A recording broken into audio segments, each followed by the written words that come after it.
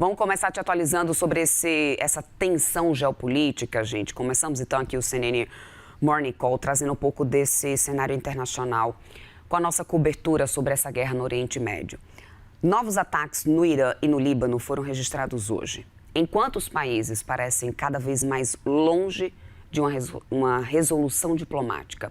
O nosso correspondente Américo Martins é quem traz agora as informações sobre os desdobramentos dessa guerra, dessas últimas horas, né, Américo? Muito bom dia para você, meu querido, porque olha, enquanto a gente tem Donald Trump tentando jogar um pano quente ali no mercado para esfriar os ânimos, do outro lado, os ataques não param, ou seja, parecem até dois cenários diferentes. Aquele que Donald Trump menciona, fala na sua ideologia e aquele que a gente tem visto na prática, né, do que está acontecendo lá no Oriente Médio.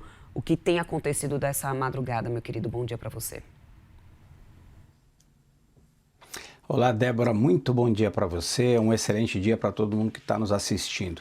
Débora, você tem toda a razão. Essa guerra precisa ser sempre analisada sobre dois aspectos diferentes. Em primeiro lugar, o lado militar e, em segundo lugar, o lado econômico, até porque o Irã traçou como a sua estratégia usar a economia como uma arma nessa guerra. E no meio disso tudo, o presidente Donald Trump tentando se equilibrar, dando informações desencontradas e afetando o lado econômico, sem dúvida nenhuma. Vamos falar primeiro do lado militar.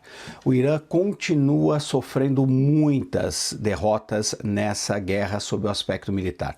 Estados Unidos e Israel continuam bombardeando e bombardearam durante a madrugada e manhã desta terça-feira vários alvos dentro do território iraniano. Israel tem agido, inclusive, com bastante pressa, justamente por temer que o presidente Donald Trump, de uma hora para outra, declare que a guerra tenha acabado. E o objetivo dos israelenses é muito claro, é enfraquecer o máximo possível as forças militares, as forças políticas, a República Islâmica do Irã.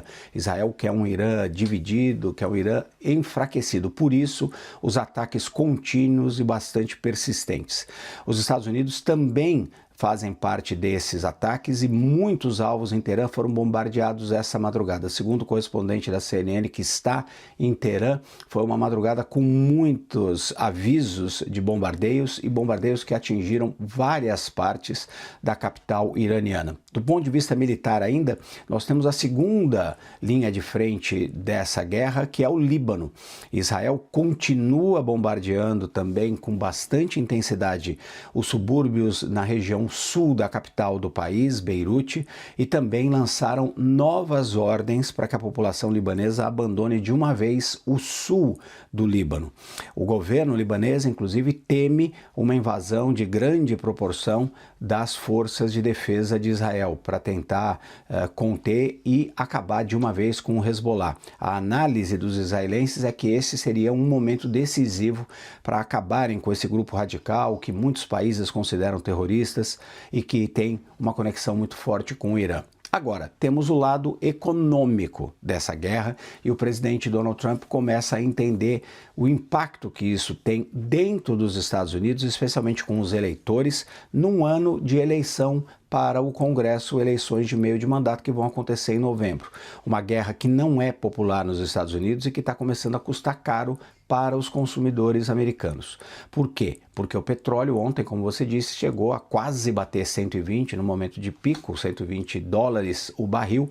Hoje já caiu aí por volta menos um pouco de 90 dólares, mas ainda muito acima do preço que era definido antes dessa guerra. E o presidente Donald Trump, preocupado com isso, começou a dar várias declarações que são muito contraditórias. Por um lado, ele disse que a guerra pode acabar logo, como você lembrou, que os Estados Unidos e Israel estão fazendo avanços muito rápidos, mais do que eles tinham planejado, e chegou a usar exatamente essa frase, que a guerra estava praticamente concluída, praticamente ganha.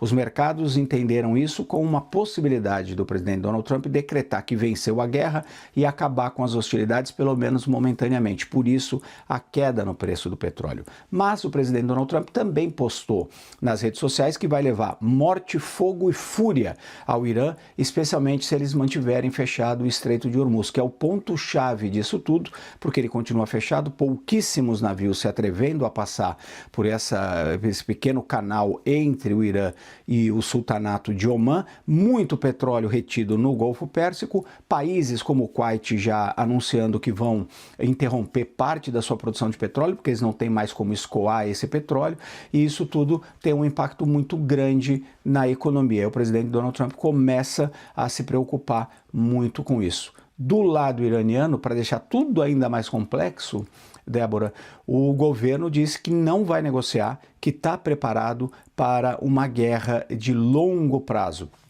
Um assessor direto do líder supremo do Irã, assessor para assuntos internacionais, Kamal Kamazi, deu uma entrevista exclusiva para a CNN e ele disse que não há a menor possibilidade de negociação neste momento, até porque os iranianos não confiam mais, diz ele, nos americanos, porque eles foram atacados 2 vezes enquanto estavam na mesa de negociações tentando encontrar soluções para esses conflitos. Então a gente tem uma negativa do Irã, a possibilidade do presidente Donald Trump rever aí as estratégias da guerra e eventualmente terminar essa guerra mais rapidamente, essa é a esperança do mercado, e mais violência ainda, especialmente também no Líbano.